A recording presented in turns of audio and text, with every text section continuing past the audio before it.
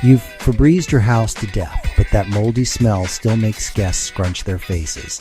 I'm Jeff Pace, and I'm about to share 5 ways to actually eliminate that musty odor for good. First, run a HEPA air purifier. These trap mold spores floating in your air before they can settle and multiply. Second, place activated charcoal or baking soda in problem areas. They absorb odors naturally without masking them. Third, control humidity with a dehumidifier. Keep it under 50% because mold thrives in moisture. Fourth, clean your HVAC filters and vents. Mold loves to hide in these dark, damp spaces and spread throughout your home. And fifth, if that smell keeps coming back, get a professional mold air test.